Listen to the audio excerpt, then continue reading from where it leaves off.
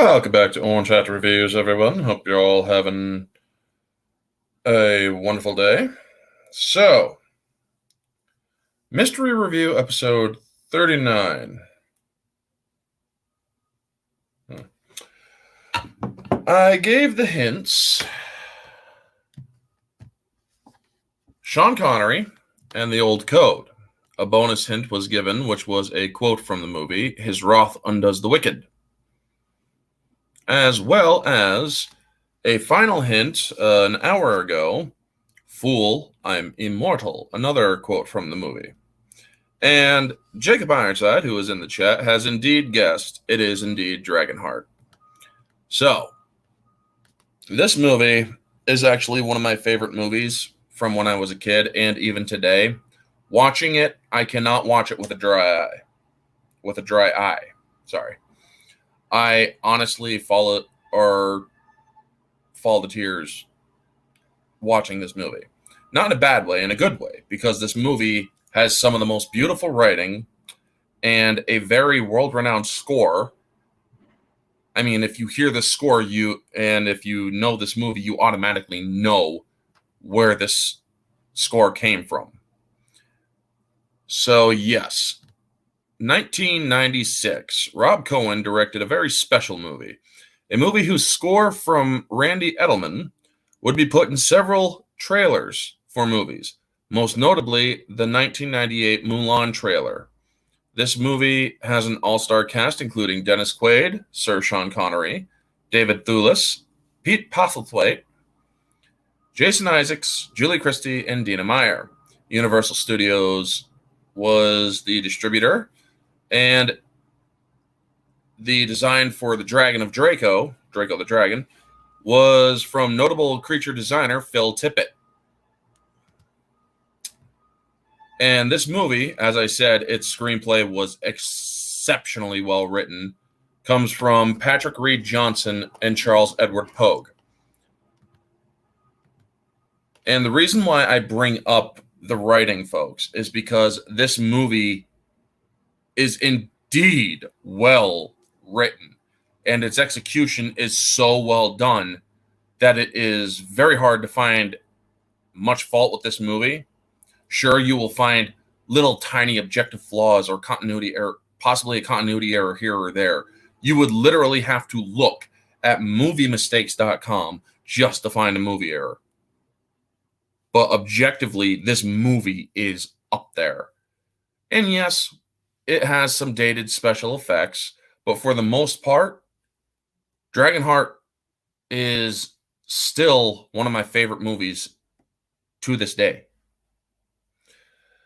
It has spawned several direct-to-television sequels, none of which are really worthy of much note because they kind of broke the continuity of the story that was told by Dragonheart, where Draco was indeed the last dragon. And we have Dragonheart 2, 3, 4, and I believe, or 5, Vengeance and whatnot. And it's like, really? I'm honestly having a hard time understanding how another dragon could survive. Sure, maybe one laid an egg before it died, but really, I just don't see it. So, this movie is about a knight who saves a prince by the grace of a dragon. A prince's betrayal leads to the knight's disillusionment of dragons, and he becomes a dragon slayer, and then unknowingly befriends the dragon. This is one plot synopsis I heard. Befriends the dragon, he tried to slay, who also gave half his heart to the evil-turned king, who the prince, or to that former prince. Both knight and dragon must help abused villagers fight the tyrant king. It's, for the most part, accurate. And the movie begins with the very well-known theme in all of its splendor. Dennis Quaid is Bowen, a knight that is training a young Prince Einan. I love the names in this movie. Bowen, Einan, Kara, Huey. and many other characters, Brother Gilbert. And one of the things I like in this beginning of this movie is how he's teaching young Prince Einon, who's played by Lee Oakes. He's teaching him swordplay with wooden swords, and he's just letting the kid just blow off all the steam, trying to get a strike in and whatnot. And he keeps on telling him, fight with your head, not with your heart. And he keeps tripping him up and whatnot. It's very well done. And he tells him, nobody ever found victory in the dirt. I mean, Dennis Quaid just really sells this character as a knight who knows when to smile, who knows when to laugh, but also who can be very serious when he needs to be. It is one of the greater acting roles that I've seen him do. And honestly, Dennis Quaid is one of the better actors out there throughout Hollywood. I have seen him do such great work. One of another favorite movies that I liked from him was Frequency with Jim Caviezel.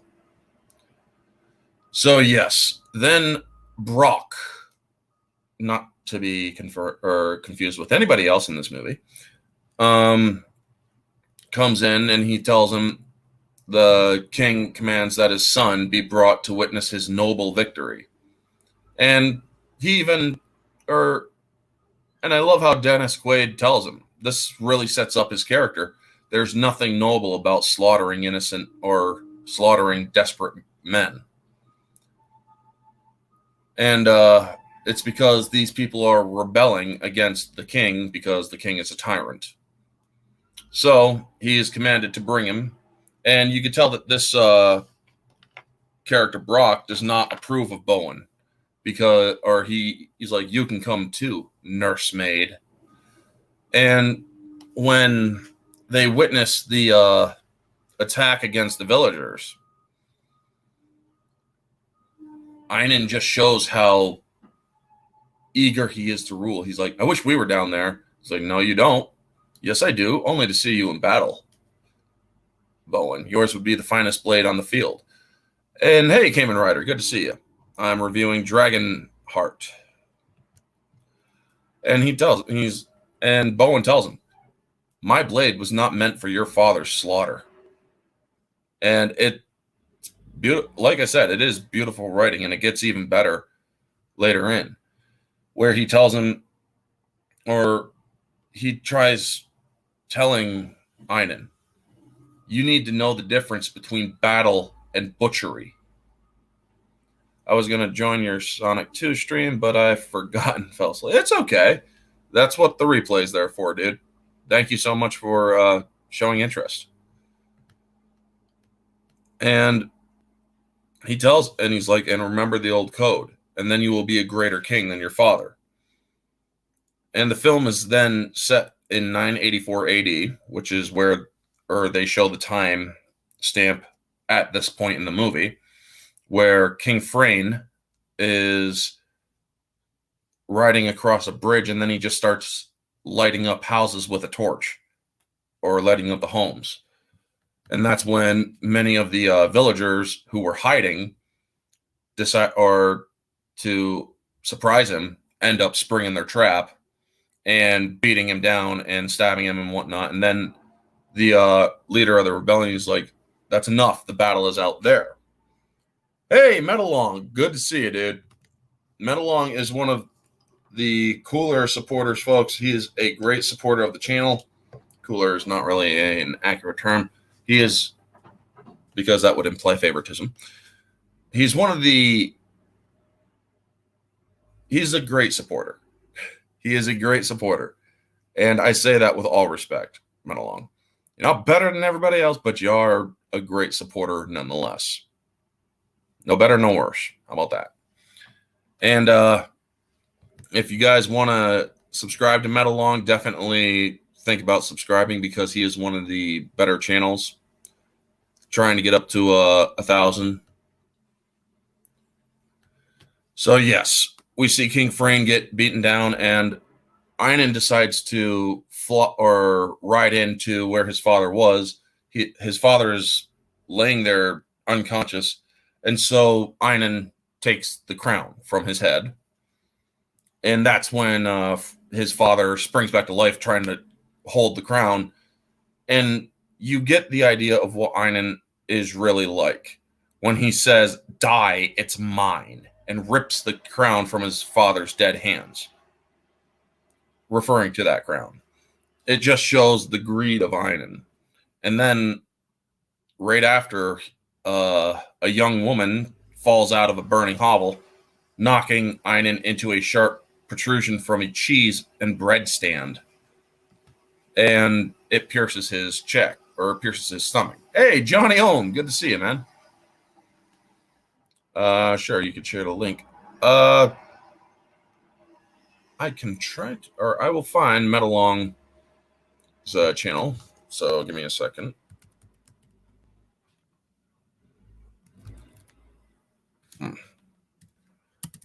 YouTube. So yes, while I'm or you then see that he turns around and he sees that it's a woman, or a young woman, who has fire red hair, who takes off a cut open bucket for a helmet.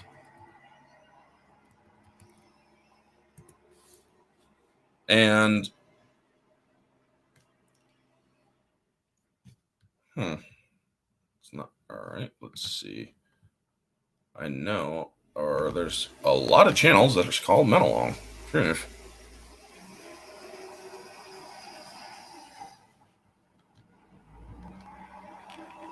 But there it is. I know which one it is. It's the 22 subscribers. She now has 23 and 61 videos. So I shall go to that one.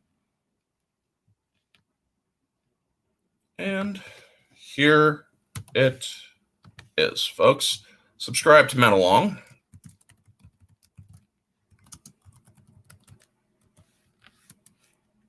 There you go.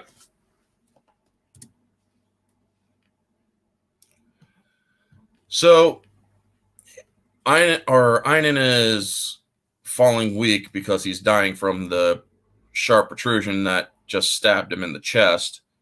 And Bowen rides in, grabbing him, bringing him to the castle, where Queen Aislinn is expecting ill news. And she gets it from Brock. Brock goes in, she's like, and he's like, "Dead, madam. King Freyne, your husband, slain." And then immediately Bowen comes in with Einan dying, and she tells everybody to get out except for Bowen. And he's like, "I'm sorry, my queen. I really am sorry." And she's like, "It was his father's evil that led him to this end, not you." Now, the young Kara character, is played by Sandra Kovachikova. To let you know who the different people are, because they actually have older versions of these characters, because the movie takes a 12-year jump. And before they go into the castle, there is this nice shot where a milk carrier tips over, and the cinematography the camera shows the blood that's on the ground mixing in with the milk. And it just shows the horrible problem with wars, Looking forward to the future of the Sonic movie franchise. Absolutely. After I said it in the spoiler section, yeah, definitely looking forward to it. I mean, they really went there without all of the movies, or with the lore. Anyway, back to Dragonheart. They decide when Bowen believes that he is beyond all help, she decides she looks over and you see several dragon statues, and she's like, "Not all help," or "not all." And so you then see them bringing Einan to a cave, and Bowen is trying to get him to recite the old code, "A knight is sworn to valor." His heart knows only virtue. His blade defends the helpless. His might upholds the weak. His words speak only truth, and his wrath undoes the wicked. And you then get into the cave, and you hear a voice singing a very sad song. You can't understand the song. It is in a different language. And then you hear Aslan call out to my lord, and he asks, are the stars shining tonight? And the way the camera does or works in this film. Hey, Sherry, good to see you. As long as there's no higher ups meddling things, we'll be all right. Yeah. And it's always good to see you, lovely Sherry. Thank you for stopping in. Make sure that you all leave a like and share the stream out if you can, please. It helps the channel. And the camera move in this, or the way that the camera is done in this scene with some of the scene is that it shows from Draco or the dragon's point of view. Now, the dragon is not named Draco at this point. It is, or he hasn't been given that name yet. That happens later in the film. But I do like how he's like, Aslan, daughter of the Celts. And she reiterates whose people loved your kind and called you friend. And then he sees her son, the king's son, cruel and full of trickery. And then she asks, or he tells her, is this why you've come, Dragon Slayer's wife? And she stands defiant to him, Dragon Slayer's widow. This boy is not his father. She pleads with Draco and letting him know that she needs his help. And she shows Draco the wound on Einan. And he says, you know what you're asking. And she tells him that she will, or that the boy will be just and good, unlike his father. And she swears, and he says, no, the boy must swear. And then he asks Bowen for his sword. And I love how this, or the nobility and the sense of decorum in this film and the scene. Sean Connery's voice, even though it's just his voice in this film portraying the dragon, you understand that this dragon has a majesty to him. And he tells the boys, swear that your father's bloodlust and tyranny died with him. Swear that you will live and rule with mercy. Come to me and learn the once ways. And as the boy swears, he then dies.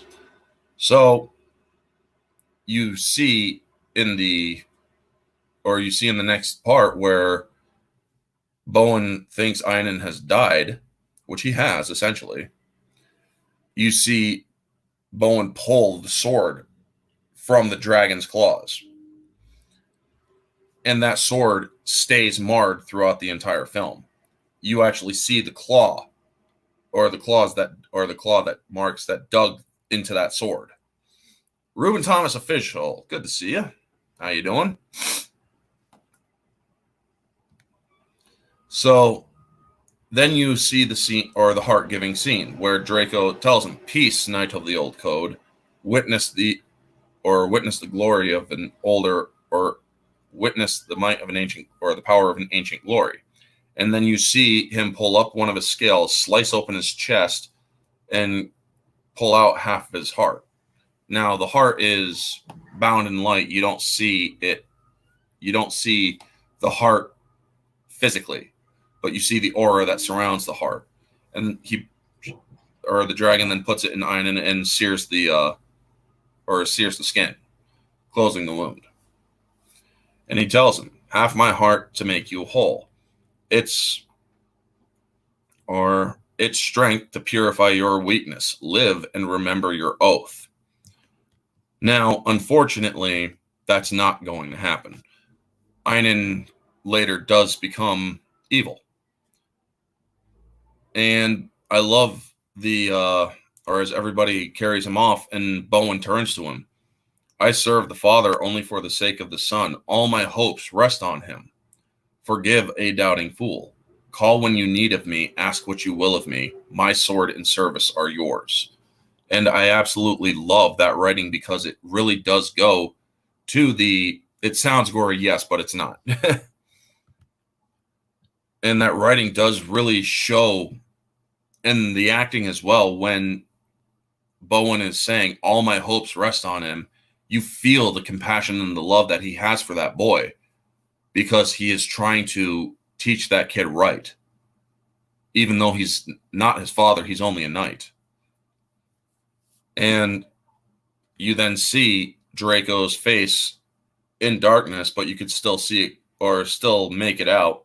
And he tells him, always remind him only of his vow, Knight of the Old Code. And outside the cave, as they're being brought back, you see Einon say, the Romans built this great fortress. I will rebuild it, and mine will be better. And Brock reminds him, it will take many men to rebuild this ruin. Yes, it will. So some time passes, and you see that Einon is very cruel. He has enslaved villagers who led the rebellion, and they are rebuilding his castle, forced to rebuild his castle with hard labor. And he brings in the leaders of the rebellion, and he says, not so rebellious now. And the father of Kara, who was the leader of the rebellion, he's like, you should thank me, boy. It was my stroke that made you king. And Brock is ready to kill the guy, and he tells him. And Einon comes out with one of his rules. I want no martyrs. Death should be a release, not a punishment. And it's a good line. It should be a release, not a punishment, in certain ways, certain methods. I mean, death should also, in my opinion, be a punishment as well when it comes to very disturbed and sick people. But anyway, that's besides the point. He says, or then Einon shows his real cruelty, saying, burn the insolence out of his eyes. And you see that Brock is about to bring a heated sword tip to this man's eyes to take his eyes. And that is extremely cruel. But thankfully, Bowen comes in, slicing the restraints from these people and telling them to run. And he then tries to plead with Einon. He's like, you are unwell. You've been bewitched. This, referring to the quarry being used for slave labor, he's like, this is madness. Remember the code. And Einon wants to hear none of it. He's like, the king is above the code. And he goes to draw a sword where Einon then rips him, or where Bowen rips Einon from his horse. And he's like, have you forgotten everything I've taught you? Nobody is above the code. Not even the king. Especially the king is actually the line. And then he just parts ways with him. And he goes to the cave looking for the dragon, but the dragon's not there. And he tells him, he's like, dragon, I love that boy and you changed him. He feels that heart polluted Einon's will, made Einon evil. He didn't want to accept the truth that Einon himself was corrupt. You see the corruptness in Einon earlier in the film, where he has that greed, where he has that trickery, where he has that corruption of spirit. But Bowen didn't want to see it, so he made a new vow that he would spend the rest of his days hunting down that dragon that polluted Einon in his eyes. So then it is 12 years later, and we are introduced to Brother Gilbert, played by the late and great Pete Postlethwaite. And Pete Postlethwaite, man, he has played some great he honestly has played some great roles in films. He played in a movie called Brassed Off, where he plays the father of one of the musicians, where he's a composer. He played Roland in The Lost World Jurassic Park. And playing Brother Gilbert he's played so many other characters. He played Spiros in Clash of the Titans, where his character is minor, yes, but still memorable, who was the adoptive father of Perseus. Pete Postlethwaite does great work when he is hired, or when in the productions he has done. Especially the ones that I've seen, those are the most notable that I've seen him in. He was also in Alien 3, which he still did a good job in that one too. And one of my favorite scenes from Pete Postlethwaite was actually from Alien 3. And he's like, or when Sigourney Weaver asks him, what's this 85 business? Because there's a character that everybody calls 85. And he's like, some of us broke into the records room and took a look at his psyche, or took a look at his file. It's his IQ. I mean, the way that he drops that is like, yeah, it's his IQ. I mean, it is great. The Lawyer and The Usual Suspects, yes. And it's just that Pete Postlethwaite comes with, or he really does care or carry a lot of wisdom in his roles, and and he also carries a lot of comedy in his roles as well. He just pulls it off that well. So 12 years, we are introduced to Father Gilbert, and he's writing about Avalon and his search for Avalon, which is the resting place of King Arthur. And he's reciting poetry. He has a bunch of scrolls, and he's riding a donkey. And he's like, think me not a fool, my quest is not a vanity, my quest is spiritual. And then his donkey is named Merlin, by the way. And he's like, and then the donkey just runs him off, or speeds up and knocking him from its perch. And he's like, everybody's a critic. And then you see a dragon flying out, and you see the shadow of the dragon fly over him. And then you see Bowen riding in with a bow and arrow. Yeah, I know. Bowen with a bow and arrow. Bowen, bow and arrow. But anyway, you hear the battle between Bowen and the dragon, and you think that he's dead because you hear him scream out. And then he's coming up. He's like, get back here, horse, you coward. And you see Brother Gilbert going up to him, and he's like, oh my God, such honor, such valor and whatnot, worthy of Camelot and the old code. And he's like, hardly worthy of Camelot. And they introduce to each other, and then you see the vassals, which are the vassals of King Ionan, because he's in King Ionan's territory still. And the vassals of King Ionan, which Jason Isaacs is Felton, that particular area's overseer.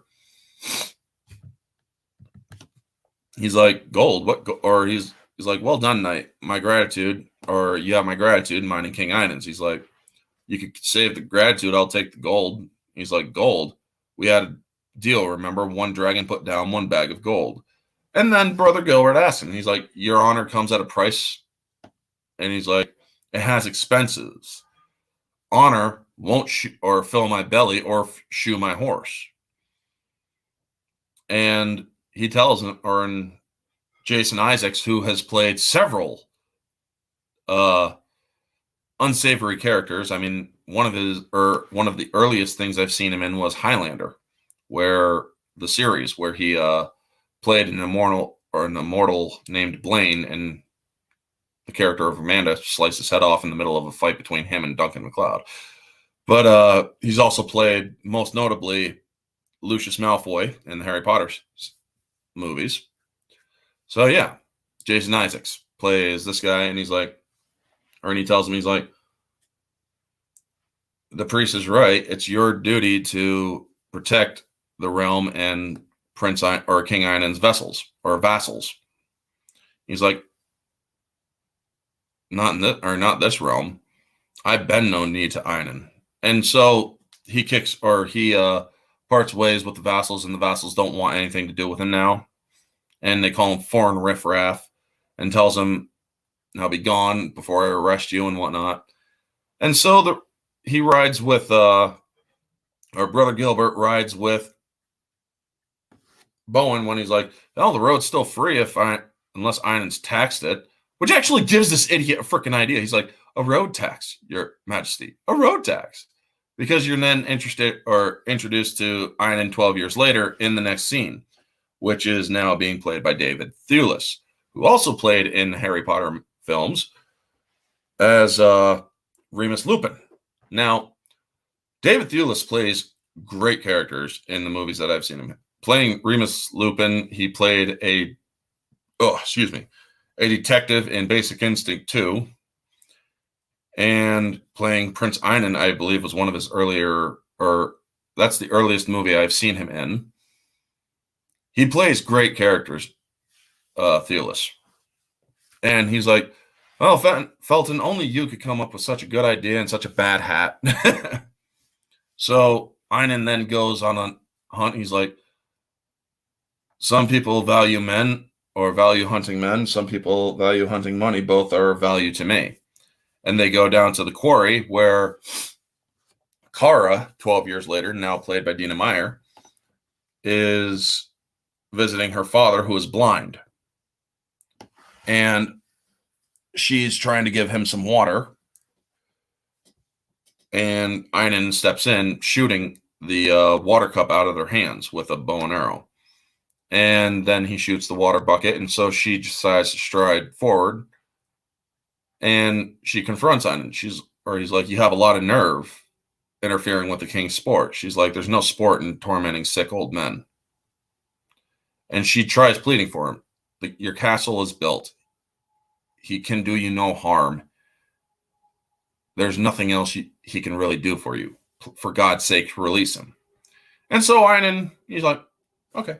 And then he then shoots her father, killing him. And he said, I have always said death should be a release, not a punishment. He was really bad in The Patriot. I believe so, yes, if I remember that movie. Or I haven't. Yes. You're talking about Jason Isaacs. Or Jason Isaacs, yes. He was the main protagonist or antagonist in that film, yes. And after her father dies, she swears vengeance. She's going to go, or the look on her face says it all. She's going to vow vengeance to try to kill him. So Bowen is then riding into another dragon. And you hear freaking Father Gilbert. He's like, yoo-hoo! I'm thinking about writing the ballad of Bowen. How do you think I should write it? Far away. And you see, I love how they have Brother Gilbert crawling up on some of the rocks. Now, if you look at these rocks very closely, the rocks that he's on, they make a very peculiar shape. And this scene is one of the best scenes in movies. He's like, not all of us can go hacking and whacking at dragons. And when he's trying to get his quill to work, you see an eye open up underneath him from the rock, looking up at him and then looking around and then looking at Bowen. And then it's like, oh, and then closes his eye. And he's like, now if if a dragon falls in the wood, nobody's around to hear it, doesn't make the thud. Brother Gilbert, what? Shh. And he makes him think that there's a dragon in the waterfall cave area. And Brother Gilbert's like, the quill is mightier than the sword. And then he keeps on whacking the rock to try to get the dang key or pen to work, or the quill to work. And then you see Draco start to shudder because he's actually sitting on Draco. He's like, ooh. And then he starts getting up, and you see his body start to change from the Rock to the to his normal form, and he gets thrown backward, and Bowen looks at that, or looks at Brother Gilbert, and then he turns around and sees the tail swishing and going into the cave. That is actually a shot that is shown later on in the film. They do recycle some shots in this film. The lawyer, yeah. And one of the things I do like is the writing and the banter in this film, or in this particular scene, because while you saw Draco in his more majestic and noble way of speaking earlier, he is now a dragon that is fed up with dragon slayers hunting him down, you know? He is a dragon that is just not willing to be around humans. And he throws a dead horse, or a horse skeleton, and a person, or a knight skeleton with its horse, through the waterfall. And the way that it comes out looks like this skeleton was riding the horse, and he's like, that's the last, or that's what's left of the last dragon slayer who tangled with me. If I were you, I'd quit while I was ahead. And you see when he's saying, if I were you, I'd quit while I was ahead, you see Brother Gilbert pick up the head, and it's rotted and bony. He's like, oh my God. And you then see Bowen throw a spear, and it gets stuck in the waterfall, and he thinks he's hit the dragon. He's like, is that the best you can do? You hear snapping sounds, and he throws the spear back at Bowen. He's like, catch. And he's like, I got a huge collection of victims in here. I won't be added to it. And then you hear Pete Postlethwaite recite a brilliant poetic verse. He's like, into the darkness he strolls, or something, or into the gloomy gloam, into the deepest pit unknown, perhaps to quench his doom, or something along those lines. I would have to bring it up, but he's like, that was good. What did I say? What did I say? He forgot what he said, and because it's like, it just hits him as a huge inspiration, and he forgot what he said. He's like, that was good. What did I say? What did I say? It's just so hilarious, the scene. And then you see the fire coming out of the waterfall. And Bowen and Draco are talking. He's like, a little damp fire, isn't it? He's like, why must you knights always continue to try to make a name for yourselves? Always picking on us dragons. And he's like, or when you see that Bowen, he's like, it's not or one must earn a living. And he's like, ugh, you're one who hunts dragons for money? And he's like, well, one must earn a living, yeah, one must earn a living. But since you seek a profit, well, we might as well begin. I love this writing because you see that Bowen has truly fallen into the pleasure of it. He's like, oh, don't flatter yourself. It's not the profit, it's the pleasure. Perhaps less pleasurable and more costly than you think. And the scene where Draco bursts out of the waterfall is truly one of the better scenes, because it shows that at the time, right around the time of the same year as Jurassic Park, you had some pretty good digital effects at the time. And he goes chasing after him. And the battle between Bowen, this movie has a good mix of comedy and seriousness. Oh, yes. And it is perfectly blended, too. This movie is perfectly blended of comedy and seriousness. And this part is extremely comedic. Bowen versus the dragon Draco. And he then gets him in a field. He lashes bolas against his foot. And so Draco starts dragging him through the woods. He's like, come visit the woods. Look out. And then he dodges a couple of trees. Oh, well done.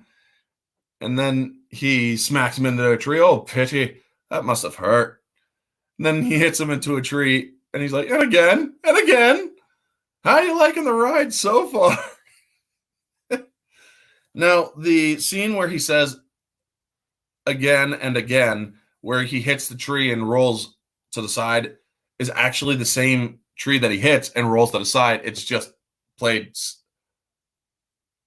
bam and then bam again. It's the same scene, or it's the same shot.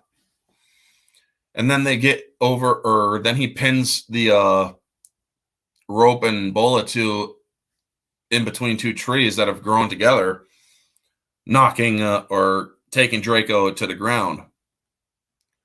And you see the fight between each other, and he's like, I haven't had this much of a challenge in quite a while. He's like, or he starts using his tail and he gets it stuck. He's like, a little overconfident, aren't we? And he's like, hardly. But if you kill me, you'll be out of work. He's like, I'm not going to rest until I've killed every last one of you. And he tells him, Draco tells him, I am the last one. And then he starts using his nostril flames. Now, one of the coolest things that is done in this movie is done later on with his nostril flames. And it's not the scene that you all are thinking about either. Or if you've seen this movie, where he just goes and just blows out flames to light up a fire for Bowen. It actually comes much later than that. And Bowen then is running to dodge the flames and whatnot, and he tells him, you're just trying to save your scaly hide with tricks. Haven't you noticed that the pickings are rather slim these days?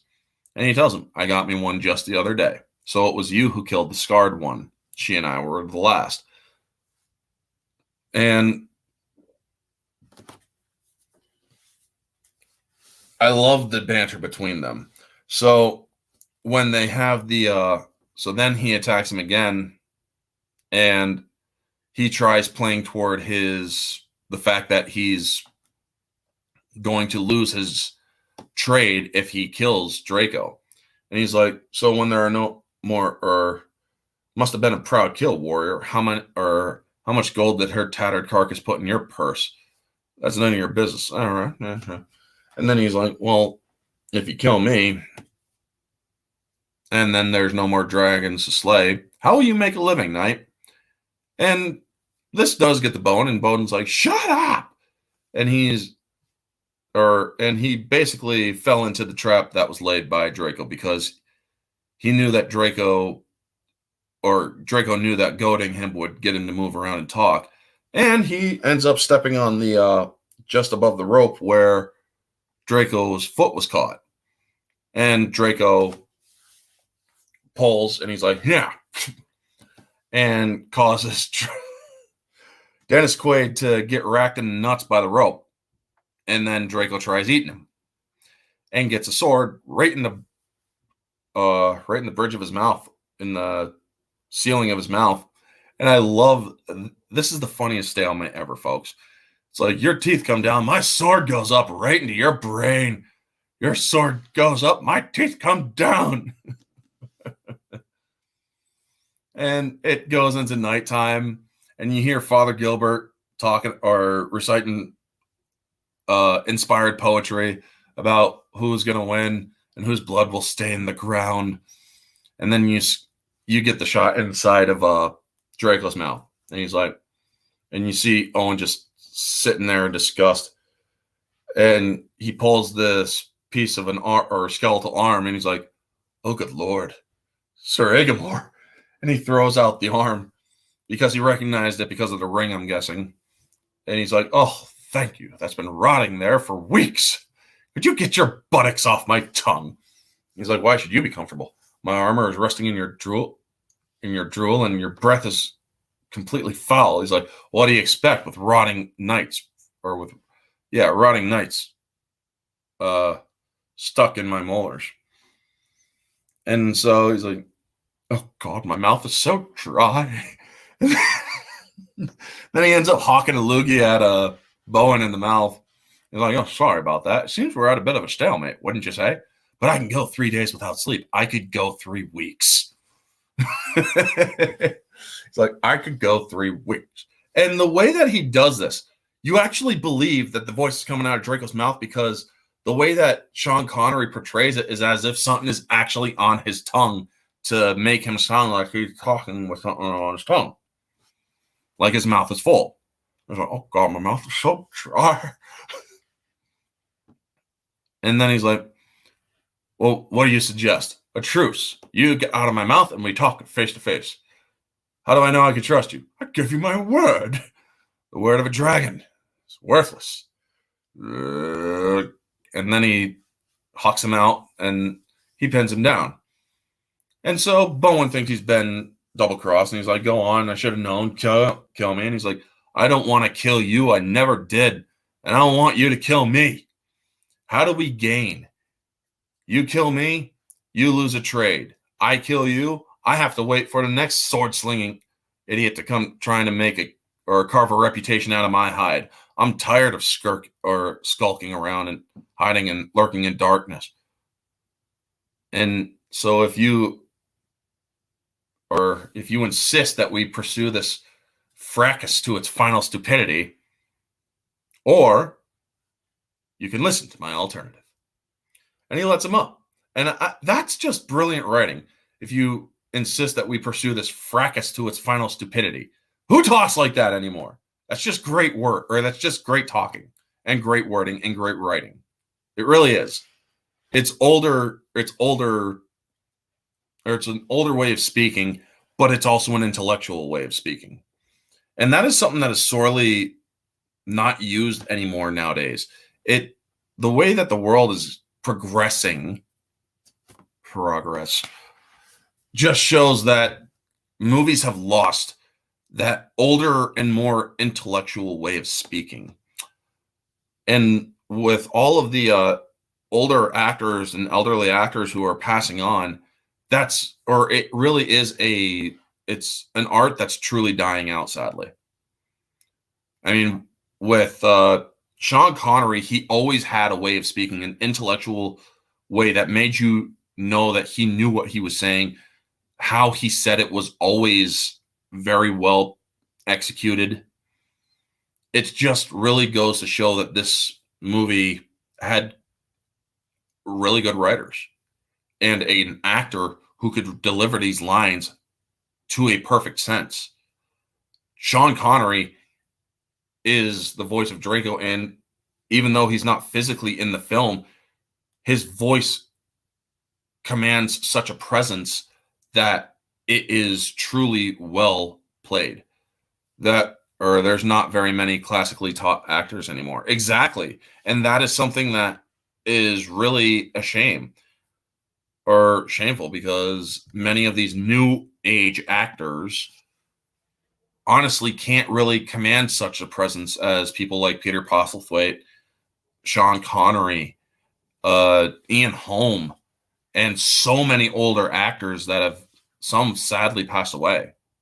I mean, Sean Connery's, when I did my video or my tribute video to him, I cried. I had to stop that video and I cried when I heard of his death. He is the actor that I mourn, because his work provided entertainment, yes, and it's entertainment that was appreciated. You aren't going to see many other great movies out there with or without Sean Connery. Sean Connery had range. He had Shakespearean level acting skill. I mean, his acting is literally legendary. So casting him as the voice of Draco was a brilliant move. So the alternative, Ian McKellen and Christopher Lee, yes, those are also two classically trained actors that were great as well. Sir Ian McKellen is still alive, and yes, he is a great actor. And honestly, when he goes, it will truly be a very sad day as well, just about as impactful as Sean Connery. Now, I may not know all of Ian McKellen's work. My first introduction to Ian McKellen was X-Men, where he played an older Magneto, and honestly, he played it very well. And then he was Gandalf. I will always know him as Gandalf Mithrandir, and Magneto. And then you also have Christopher Lee, who, what hasn't he done? He's played Dracula. He's a freaking metal band member. He's played a Sith Lord. He's played a wizard, Saruman. He actually met James Tolkien, or not James Tolkien, John Ronald Reuel Tolkien, J.R.R., and had his blessing to play Gandalf. Christopher Lee had a voice that commanded respect. He was also in, I believe it was World War II or World War I. I believe it was World War II, and taught Peter Jackson. He's like, Peter, do you know what sound a person makes when he's stabbed in the back? I do. And it's like, time for Peter Jackson to sit down and listen. It's like, but yes, older actors like Sean Connery, Christopher Lee, Ian McKellen, Peter Postlethwaite, they are all missed because they provided a level of entertainment that most actors just aren't doing much now anymore. They all provided a level of wisdom. Ian McKellen's still doing it, but there's just so many other actors that just aren't really at that level, you know? So continuing on with the review,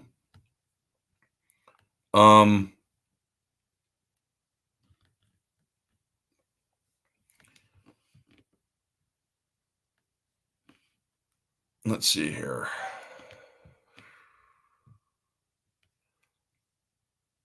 Oh, all right. The alternative becomes a nice little team up between Bowen and Draco, where they get back at Felton, and he's like, or Felton's having his way with a wench, and when Draco's comes in, he's like, out of the way, out of the way, out of the way, and he launches a nice stream of fire throughout the field. And you see Felton, he's like, pesky critters, dragons, like giant rats.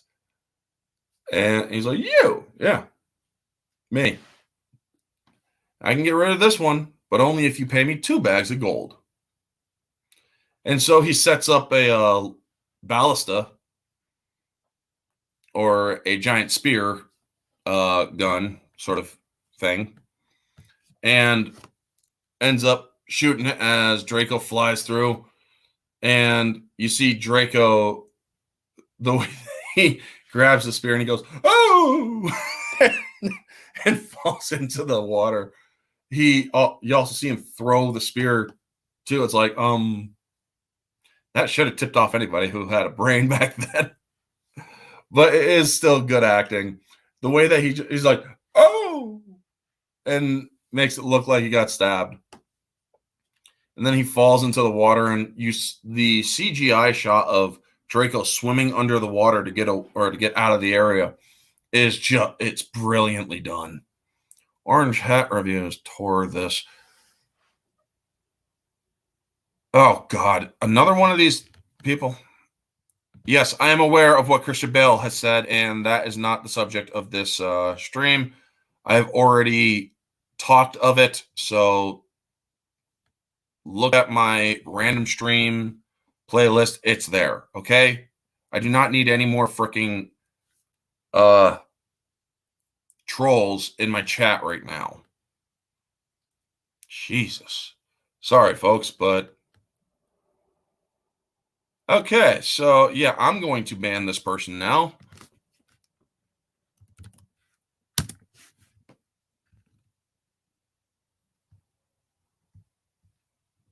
You're banned. Not going to put up with this kind of crap right now. Sorry.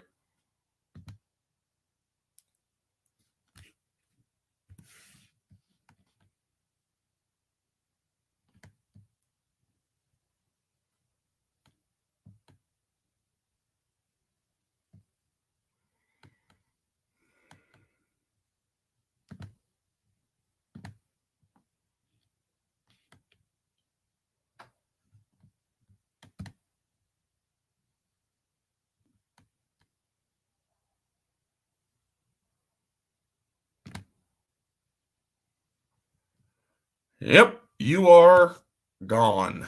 Also, Jacob Ironside, because you have been supporting the channel for a while, I am now making you a moderator.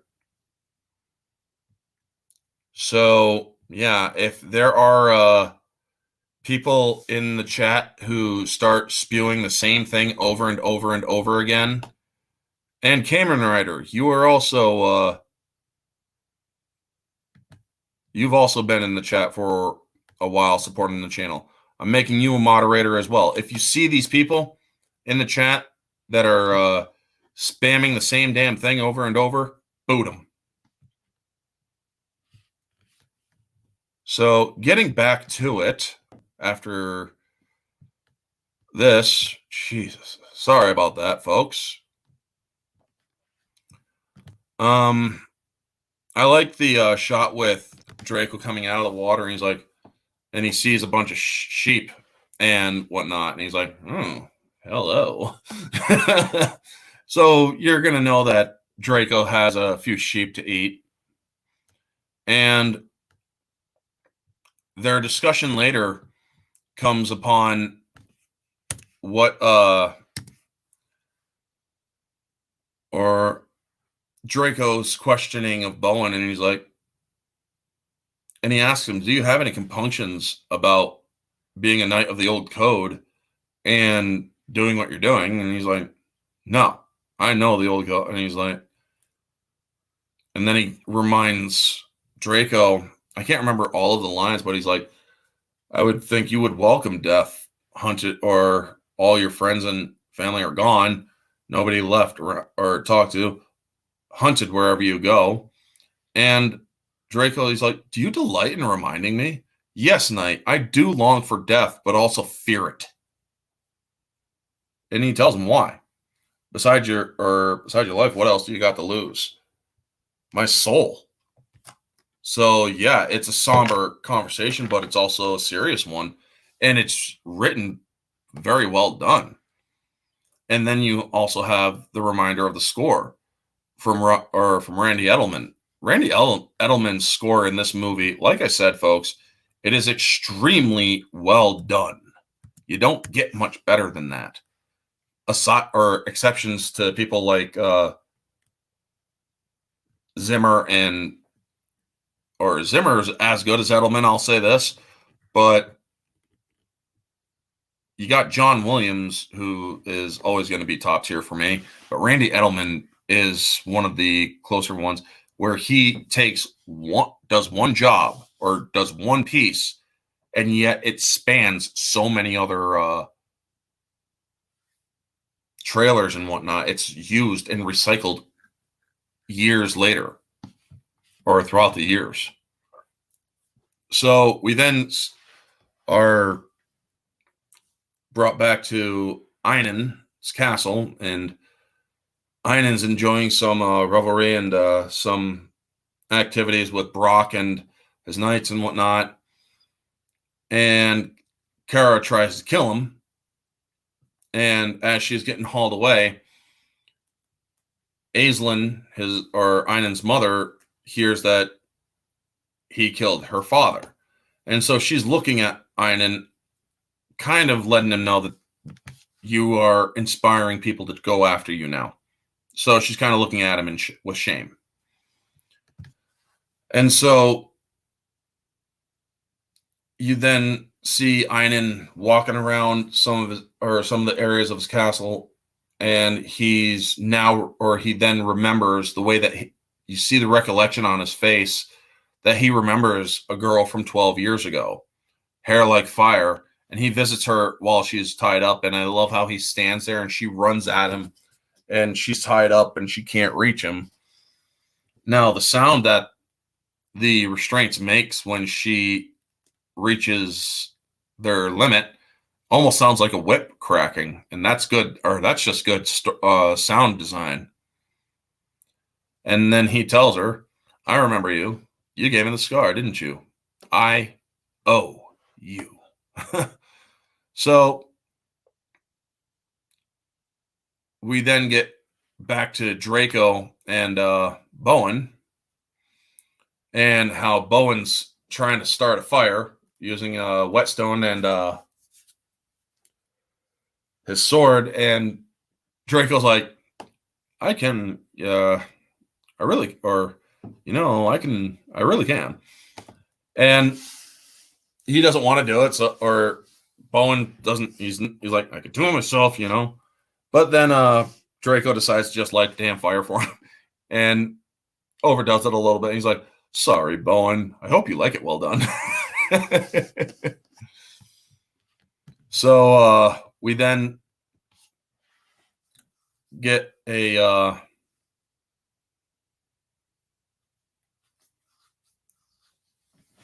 the conversation between Draco and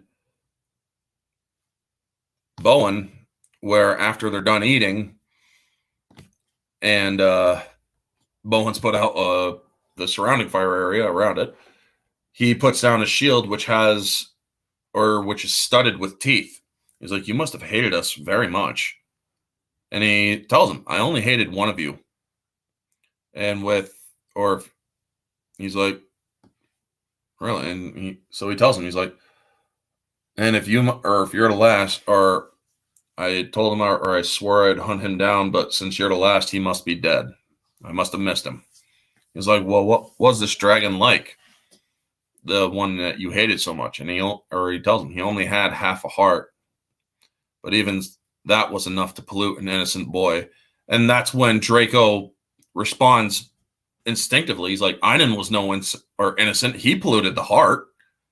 And then Draco or Bowen's like, how do you know that? How do you know that, dragon? And the way that they animated Draco to respond to this, where he's like, we all dragons know that story. How a human was bestowed a wondrous gift and destroyed it. It's like such freaking guilt. And he's like, oh shit, now what do I do? Well, we all know that story. It's just the discomfort that they do with him. And he's like, no, I knew Einan. I was his teacher. I taught him what was right and how to live with honor. And he's like, and then you see him, you see Draco get up close to him and he's like, so then he betrayed you just as he betrayed the dragon whose heart he broke. And he's like, that's a lie, dragon. And I love how they show that the breath that comes out of Draco's mouth can actually affect, because he is a digital creation, Bowen's hair. He's like, stop calling me dragon. I have a name. He's like, well, what is it? And you couldn't possibly pronounce it in your tongue. Try me. So when he's about to give him his name, you see a red glow up on his shoulder. And then you see him fall back in pain. And then it cuts to Einan being stabbed in the shoulder, same area. And he's like, next time stab more flesh and less cloth. And he has Kara up in his chambers. And she's like, I'll pierce your heart. You already have a very special heart like no other. And then he tries to seduce her, offering her power, a throne, a crown. And she wants none of it. He has completely made it so she would never surf with him. And I absolutely love how they handle this bond between them, where you understand that Bowen or Einan and the dragon share each other's pain. Now, then we see where Bowen puts a wet poultice onto Draco's shoulder, and he's like, or he tells him, he's like, I'm sorry, or he's like, thank you. It's an old, or he's like, he explains to him it's personal. He's like, what was it? It's an old complaint that acts up every now and then. And then you see that Bowen apologizes. He's like, I'm sorry if what I said upset you. He's like, it's fine. You're not exactly wrong. And so then they end up both going to sleep for a bit, but Bowen hasn't slept. And then you see or they cut back to Kara being prisoner, and you see Aislinn coming out of a secret passage, and she leads Kara out of the castle, freeing her. She's like, you don't have to, or you shouldn't have to suffer as I have suffered with Einan. So then we see Bowen has been watching over Draco, and he's like, have you been watching over me all night? He's like, yeah. And I think I found you a name. It's been a long time since I've seen this movie. I'll have to give it a rewatch. Definitely give it a rewatch. This movie is it's a very moving film, and the score of this film by Randy Edelman just truly sells this movie completely and is perfectly written. So he tells him about the constellation Draco, and he's like, yes, I know those stars. He's like, do you know what form you know what shape they form? Yes, a dragon. And you then see a little bit of an outline of a dragon forming around the outline of the stars. And he's like, or they call it Draco in the scholar's tongue. So, and I love that. He's like, so instead of calling me dragon in your tongue, you'll call me dragon in somebody else's tongue. It's silly, I know. And he's like, forget it. And he's like, no. I'd be honored to be named after those stars. I truly would. Because unbeknownst to Bowen, that constellation is very important to all dragons. So he tells him, thank you, Bowen. And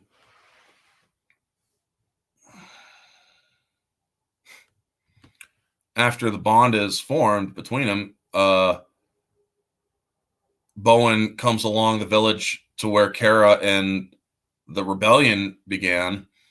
And while they're about to throttle Kara,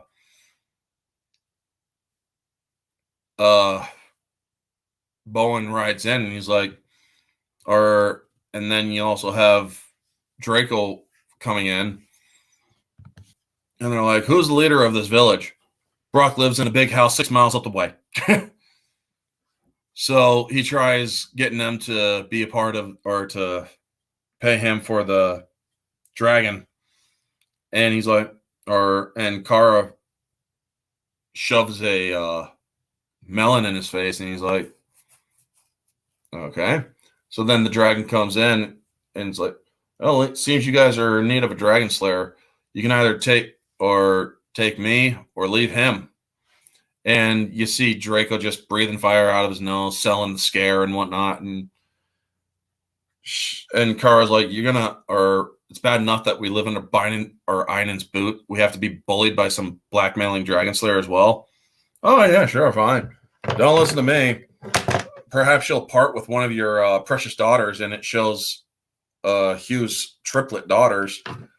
And he's like, dragons are partial to maiden sacrifices. I hear. So then you see Kara being tied to a post and being hauled off. She's like, don't do this to me. Don't do this to me. And the conversation between Draco and Bowen is like, who's the girl? A nuisance. Get rid of her. Why? They're trying to placate you with a sacrifice. Oh, who gave him that idea? It's like, Doesn't matter. Just get rid of her. How? Eat her. Oh, please. You were hardly squirmish when you ate Sir Eggamore, you hypocrite.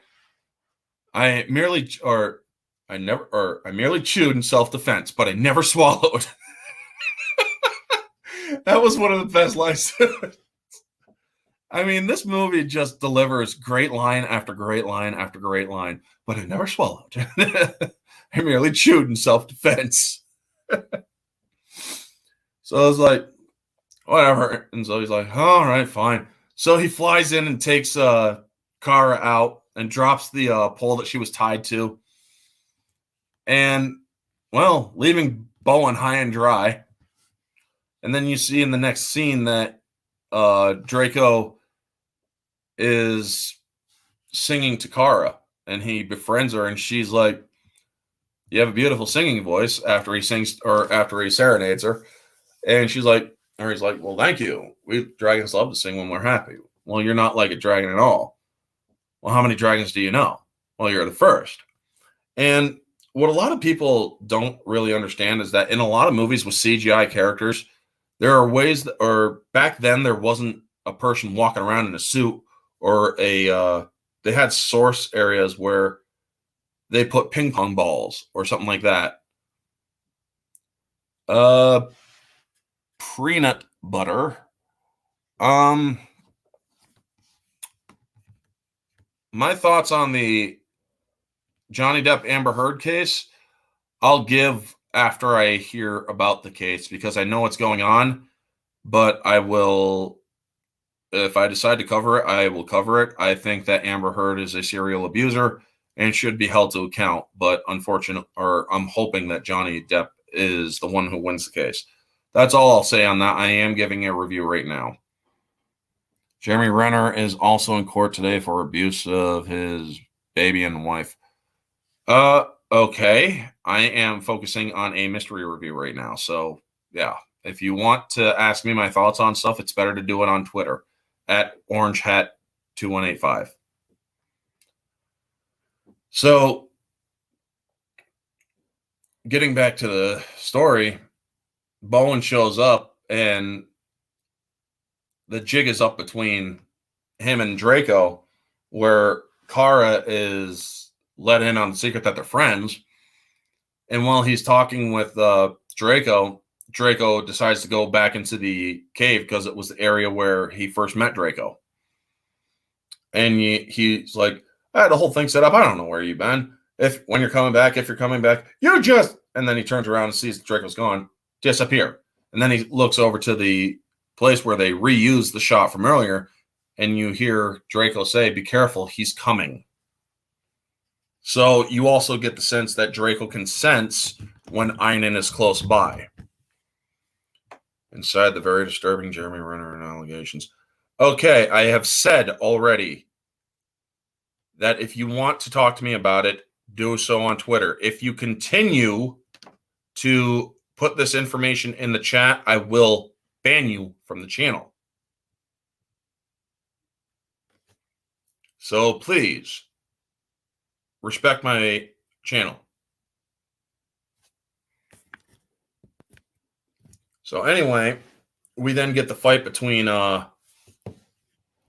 and Bowen, and he's like, oh my God, I can't be still giving caroling lessons. Get off your horse and I'll give you one.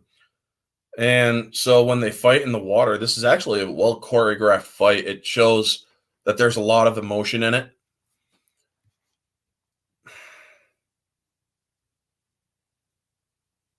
Okay, one of my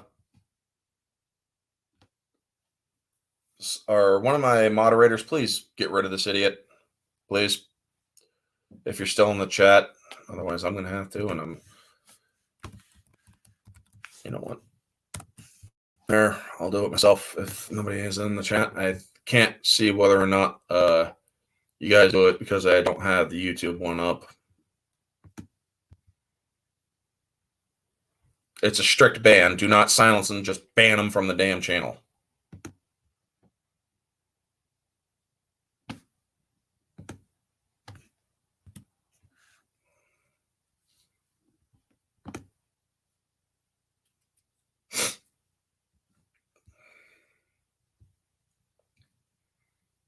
I'm not putting up with this crap. Okay, thank you, Jacob Ironside, for getting rid of him. Or for 300 seconds, I'll actually... No, this guy is being hidden completely. You go hide user from channel if you have that area. Or you ban him, or by going to hide user from channel.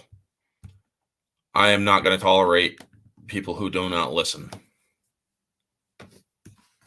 So yes, the fight between Einan and Bowen, and he tells him, or he gives him a little lesson. He's like, "That's one lesson you never learned. Only expose your back to a corpse."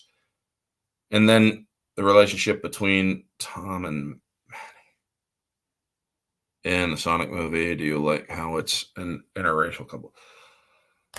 Kamen Rider, I am reviewing Dragonheart right now, so I will address anything like that on Twitter or Facebook or whatever.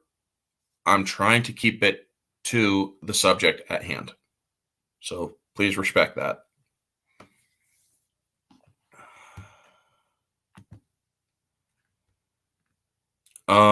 So yes, Einan then gets the upper hand, and he tells him, "Stay down, Bowen. You're a relic of a dead world and dead beliefs." And this is where he realizes, this is where Bowen has to face the brutal and honest truth that Einan was never what he thought he was.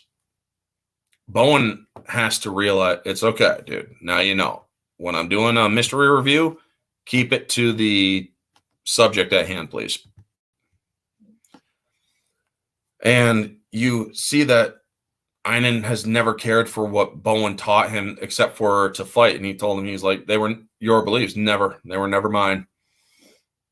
And he told him, "You spoke the words, you spoke them from your heart." And he's like, "I vomited them up because I couldn't stomach them, because I knew that they were, or it was only what you wanted to hear." And he calls him a liar. He's like, "You're a liar." And he's like, "I taught you." And he's like, "You taught me to fight. That's all. I took what I needed from you. You taught me to fight." And you now see that Einan is, or Bowen is now fully discovers that Einan is truly, he was truly unworthy of that heart. Unfortunately, he can't really take back an action like that yet. So he gets the upper hand and stabs Bowen in the shoulder. He's like, "You taught me well, too." And he's about to finish Bowen because he turns away from him and he pulls a dagger and he's about to throw it at him. But when Draco comes in, roaring, and then he lifts up his scales, revealing the scar, the reaction from David Thewlis in the scene, it's like he literally is seeing a dragon. It's like, oh my God. And he's seeing and remembering that this is the same dragon that saved his life. And so they completely run off and they ride off, and you see Bowen, he's like, "Where'd you come from? Or who asked you to interfere? I had everything under control." So after the fight,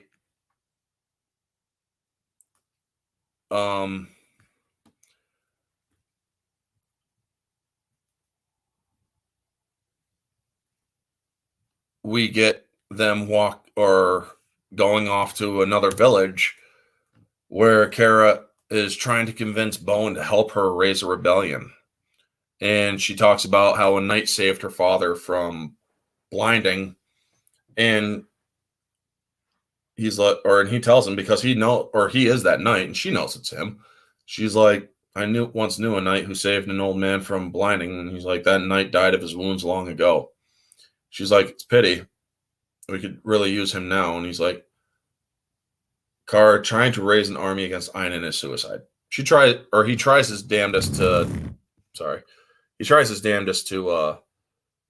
tell her that, but she's not willing to, she doesn't want to listen. Now he then tells Draco, he's like, "I'll see you in the village, Draco." He's like, "Easy for you to say.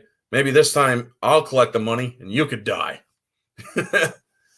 So we then get the botched swindle scene where they're in a area with a small creek, and the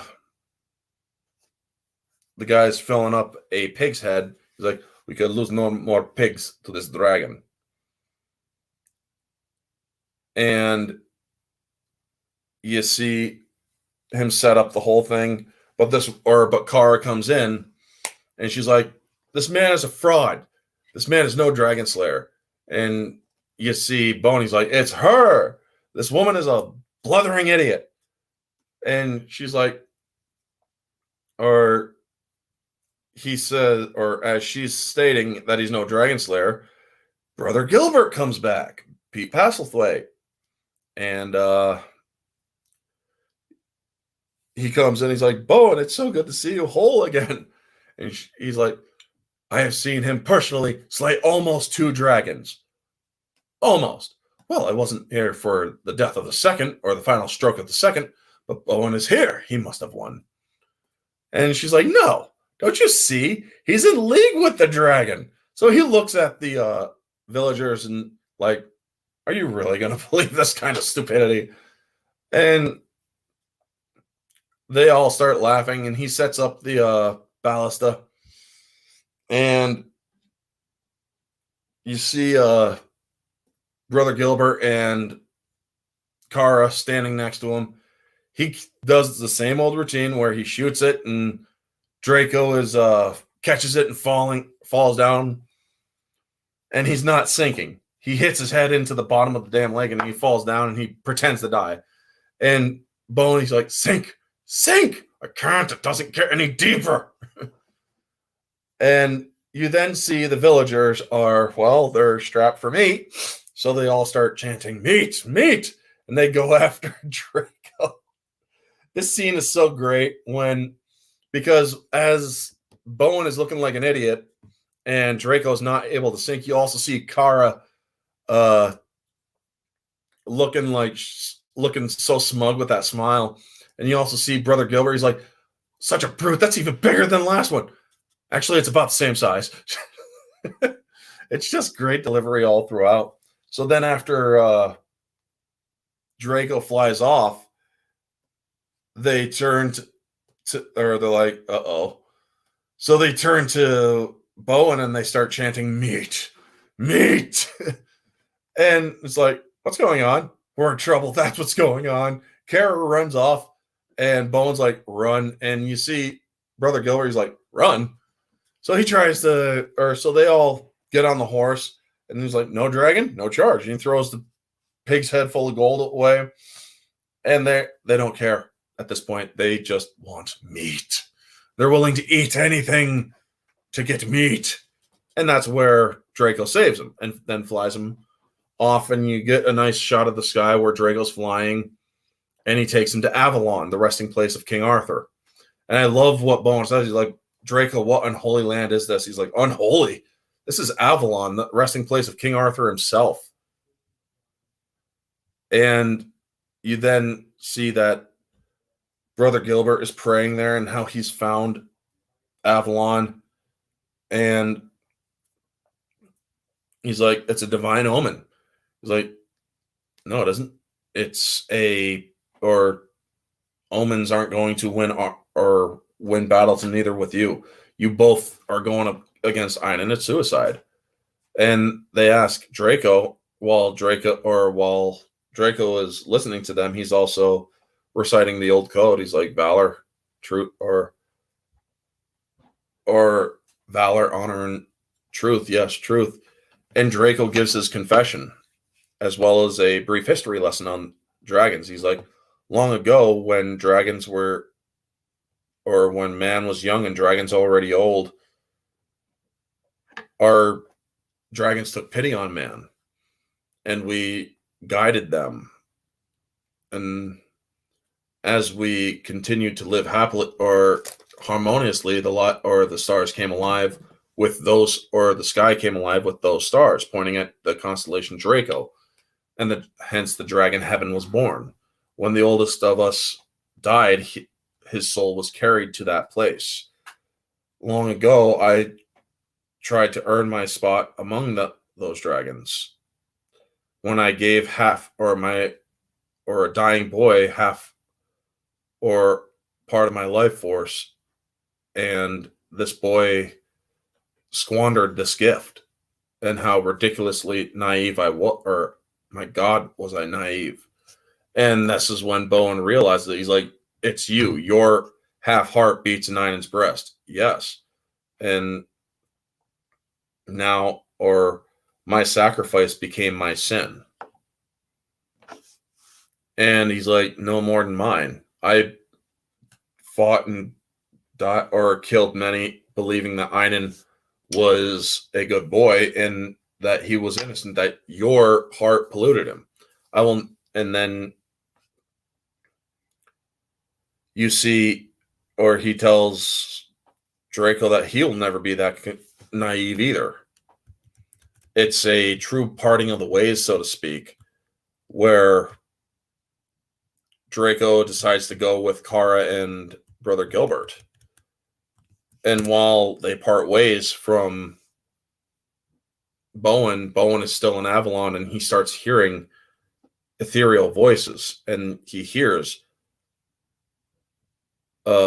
valor, a knight is sworn to valor. He hears the voice of King Arthur. And this scene is truly great because he goes and he is reminded of the old code, and King Arthur has him recite the old code, and he does. And then you see Draco come back in, lifting his wing to get Bowen out from the rain. So this is the birth of that rebellion that Kara was talking about. Now, Kara and Brother Gilbert are back in the village where she was, and you hear Huey, one of the rebels that fought alongside her father. He's like, let me get this straight. You and a priest are going to lead us against the fight against King Iron. Yes. Or to hell, more like. She's like, please listen to me, Hugh, and whatnot. And he's like, I understand this, pointing to this one eye. I understand 12 years in the quarry. That's all I need to understand. She's like, would you just listen? And he's like, I don't want to understand. I don't want to listen. Get the heck out of here. And he's about to hit her with a shovel. And it's a wooden shovel. And then you see the arrow strike the shovel. He's like, save your strength for the fight against Einan. There is no fight against Einan. I'm going to start one. You and what army, knight? And this is one of the best shots in the entire movie.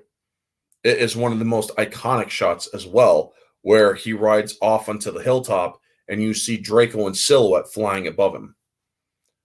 Hope is now kindled in the village. They now have a dragon backing them. And you see them, or you see them building arrows or creating arrows. You see them learning how to fight and whatnot. And Bowen is teaching Brother Gilbert how to shoot how to shoot a bow. He's like, you've never shot a bow before in anger or training at all. And he's like, no. Well, take your stance, water stance, and he has him shoot the arrow, and it strikes the target in the head. He's like, beginner's, and Huey's there. He's like, beginner's luck, do it again.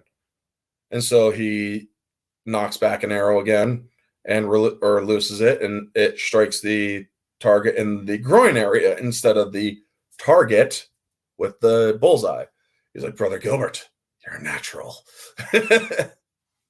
So then it cuts to Brock, who is the overseer of that village, releasing his falcon.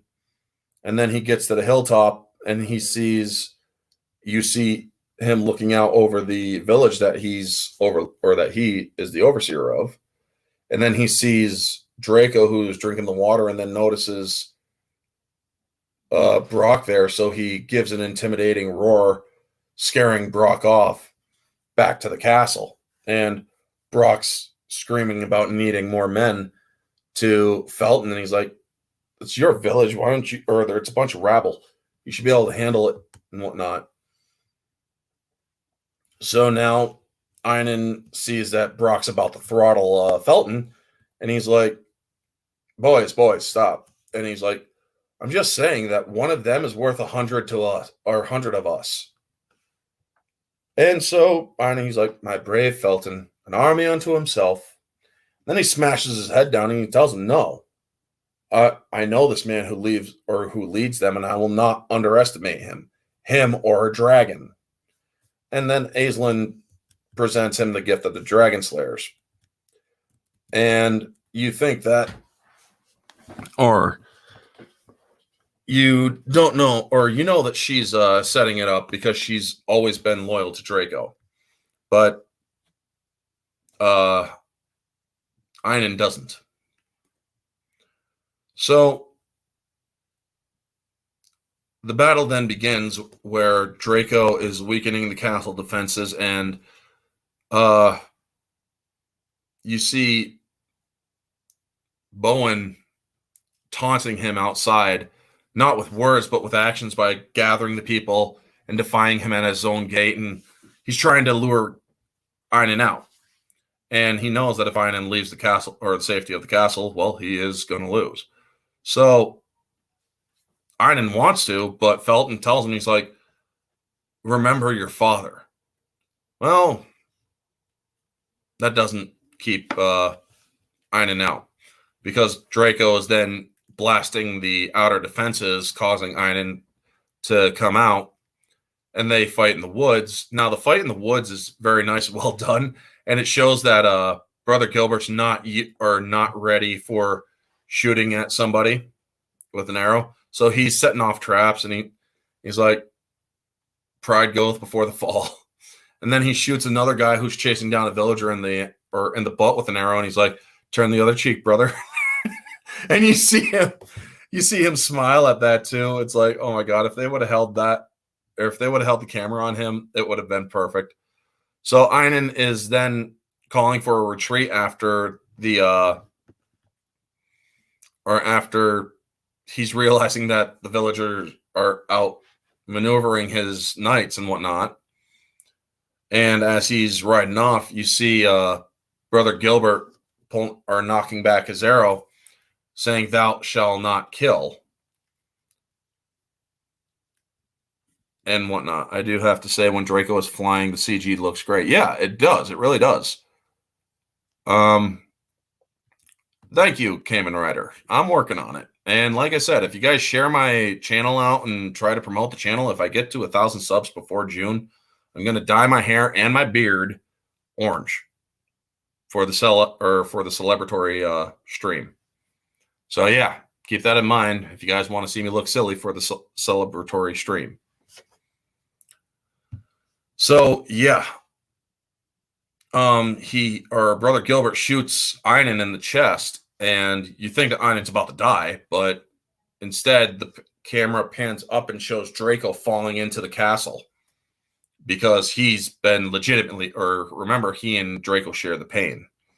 Well, now the Dragon Slayers are at the castle, and they're tying up Draco and whatnot, and Einon pulls the arrow out, and he's like, or he's about to taunt everybody looking at him in shock, but then he realizes the Dragon Slayers. So he rides off to the castle as fast as he can go, and he tells the Dragon Slayers, no, I want it alive. I want it alive and safe for all eternity. And Draco realizes, oh no. He says, oh no, and he's like, oh no. Realizing that Einon now knows the secret. So Bowen and Kara go to try to save the dragon along with Brother Gilbert. And when they get into the castle, they go through the tunnels that Aislinn showed Kara, going up into the quarters where Einon is waiting for them. And he's like, oh, hello, Bowen. I expected you, but my bride to be as well, and a priest to wed us, to bury you. Well, to bury one of us. And while they were down in the catacombs, you see that the rest of the villagers followed him, and he's like, the rest of us are outside the gates. We need to open them to bring them in. Go save your dragon. Bowen. So the fight between Einan and Bowen, you also see the rest of the rebels going after to try to open the gates. And there's 3 battles. You have the death of Felton, because Felton's trying to escape because he realizes that the rabble has gotten in. And he tries to kill Kara, but Hugh kills Felton. Then Kara is up high in the castle, and Brock starts fighting or shoving her around and trying to kill her. She picks up one of the Dragon Slayer's axes that one of the earlier Dragon Slayers dropped because he was killed. And he's like, let me cut it down to size for you, which is one of the dumbest things that he could have done, because he slices it in half, making it easier to wield for Kara, where she ends up burying it into his stomach. And what he says is perfect. He's like, a girl. He realizes, yeah, he just got killed by a girl. For somebody like Brock, that would be an insult. This is the medieval times, folks. This is 998, because it was 12 years from 996 or something like that. Yeah. 12 years, it would be 996 AD. So yeah, back then it was a more misogynistic time, where if you got killed by a girl, that's a great dishonor, you know? And I just love how he said, it's like, a girl. He's realizing that he got killed by a girl. So we see the struggling between Einan and Bowen, and Einan ends up falling down, and you think he's dead because he fell from a great height. But when Bowen gets to Draco starts pleading with him. He's like, it's you who has to do it. I should also, I did skip over one spot. I'm sorry about this. The night or before everybody storms the castle, Aislinn goes to see Draco, and they talk about how big of a mistake they made. And he's like, I cannot see how the star shining tonight. And she's like, brightly, my lord, brightly. And then he asks her to kill him, and she attempts it, but Einan stops her. And then later on, he kills her. You actually hear her death off screen, or after she leaves or goes into a darkened area. He follows her with the spear and ends up killing her. So yes, Einan has killed his mother.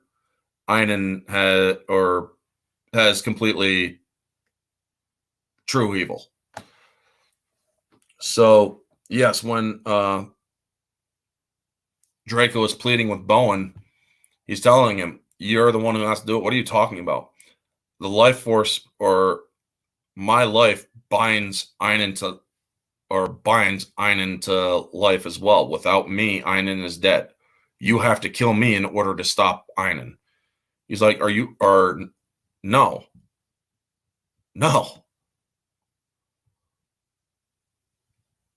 And let's see here.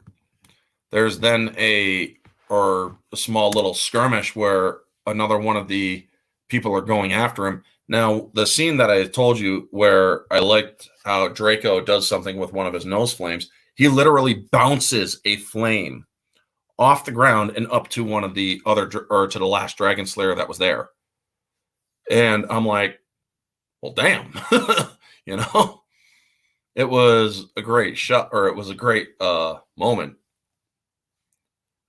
And it's like, well, that's just the majesty of Dragonfire. You could literally bounce it off of the ground. Or maybe it's tied to the will of the dragon when it's expelling the flame. Who knows? But yeah, the scene where Draco is pleading with Bowen to kill him, and where Bowen is telling him, do you hear it out there? Are the rebels have stormed the castle, alive or dead? Einan is beaten. We've won. You will never win as long as Einan is alive. And for him to die, I must die. And Einan, or And he tells him, I can't do that. And he's like, once you told me your sword and service were mine, to call when I need of, or to ask what I will of you, to call when I need of you, I hold you to your vow, knight. And he tells him, he's like, I can't do that. Then I will make you. And so he swings at Bowen, and he's like, defend yourself, Dragon, or go on, Dragon Slayer, defend yourself. And then he tries breathing fire through his nose or nostrils at Bowen to try to entice him to act. And Bowen is just standing there. He can't do it. Or he's like, you're my friend. As my friend, strike, please. So then he hefts the axe and then drops it. And I love how Draco, he's like, pick it up. But then Einon comes back from his fall and holds Kara hostage, and he's like, move, and she dies. Well, Draco is now free from his, or semi-free from his restraints. So he's able to bite his hand, causing Einon to feel it as well. And she gets away from him, and now Einon is charging Bowen. And the beautiful part of this scene is that they get rid of most of the sound. There's no music. You see Draco stand up and lift his scale to show the scar, or in the final moments, and you see Bowen pick up the axe, realizing that no matter what he does to Einon, it's not going to work. So he throws the axe into Draco's chest, which is what needed to be done. He kills Draco. And you see the reaction from Einon, and then he flips him over, or he grabs Einon, flips him over because he's still coming at him a little bit. And then he dies, and then you see Draco die. Believe me, folks, I remember in the theater hearing this a lot right at that moment. Everybody was freaking tearing up and crying and sniffling because they were crying in that theater. I was all of 11 years old when this movie came out. And believe me, there wasn't a dry eye in the theater that day. Even I was crying. And I am actually I can actually feel the tears welling up behind my eyes right now because of remembering that scene where Draco looks at Bowen with a smile and then finally passes on.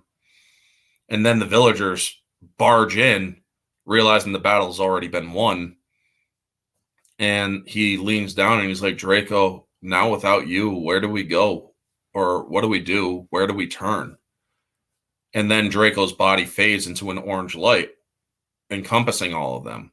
And you hear Draco's voice, to the stars, Bowen. To the stars.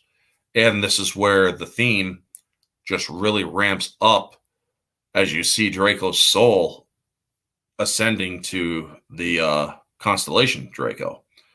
And then you see the constellation come out of the sky and encompass Draco's soul, and then explode into a trillion freaking stars.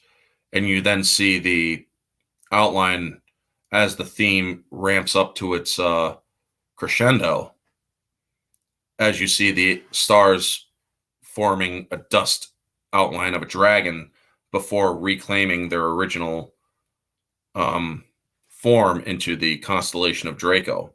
And it's the back of the constellation's head that is bright orange, which was Draco's soul, knowing that that is the star that Draco resides in. It's almost over. I'm very, very late. Yes, you are a jack of all casuals, but I'm still glad that you made it nonetheless. And then you hear the narration of Brother Gilbert the years following Draco's sacrifice. Kara and Bowen led the people to a time of justice and brotherhood. And when things became the most difficult, Draco's star shined more brightly than ever. And that's the end of the film. Now, folks, before I do get to the score or the scoring, I do want to remind folks, if I do get to 1,000 subs, I will be getting, or before June 1st, I will dye my hair. I haven't cut my hair, and my beard, I'm going to trim it down a little bit, but I'm going to dye it all orange so that I can be laughed at and whatnot during the 1,000 sub celebration stream. So yes, share my channel out if you guys can, and promote the channel as you can, promote the streams and whatnot. It does help. If you guys want to make fun of me, I will allow all sorts of trolling and abuse. Let's just say that. But anyway, to the scores for Dragonheart. Objectively, while this film does have its flaws with a more aged CGI, this film had masterful writing, masterful acting, masterful score. This film is up there. Great cinematography. This film truly is around a 9 out of 10. Objectively speaking. Yes, there is problems with the CGI nowadays because it's a lot older. It's from freaking 26 years ago. So yeah. But it's still, or the movie still resonates today and still strikes an emotional chord even to this day. Subjective, it's a 10 out of 10. As is moviegoer. If you like fantasy movies with dragons and knights and all that stuff, it's a 10 out of 10. This movie is very enjoyable. It's a movie that I still enjoy to this day. It's one of my favorites. I can't stress that enough. And I really do enjoy watching it whenever I get the chance. As for the hints for the next movie, they are Daikini and Peck.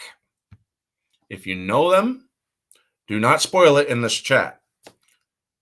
So I will be putting a tweet out after the stream with the hints. So yes, stay tuned for next week. I will have 2 streams going. Tuesday, I might do it earlier in the morning, and Wednesday night around 8 o'clock Eastern Standard Time, I will be doing another guest review this time with Jade Shadow, or Mara Jade. Yes, I know you know it, Metalong. Really makes you think about nature versus nurture. Was Einon evil because he was already like that, or because he almost died? He was always like that. He was spoiled even before he got the heart. Jack of all casual. To answer your question, he was always like that. He was greedy at the beginning when he told his father to die the crown, or die, it's mine, when he was ripping the crown from his father's grasp. He always had that there. He always had that greed, that evil, that corruption to him. But yes, Daikini and Peck are the hints. You will, or if you know it, you know it. Don't spoil it. And anyway, folks, stay tuned for tomorrow or next week's streams. Jade Shadow will be discussing a movie, or the movie Hot Fuzz, with me on my channel. And next week's mystery review as well. Been a while since I saw it. Might have to rewatch it. Definitely rewatch it if you're talking about Dragonheart. The movie is very good, or it's pretty close to perfection. Anyway, folks, thank you so much for tuning in. Y'all know the drill. If you're catching this on the replay, like, comment, subscribe, share, all that jazz. Let me know your thoughts down in the comment section below. What did you think of Dragonheart? Did you like it? Did you not? What was your favorite scenes? How funny would you rank it? What would be your scores? Let me know all that, folks. This has been Orange Hat Reviews. Stay humble.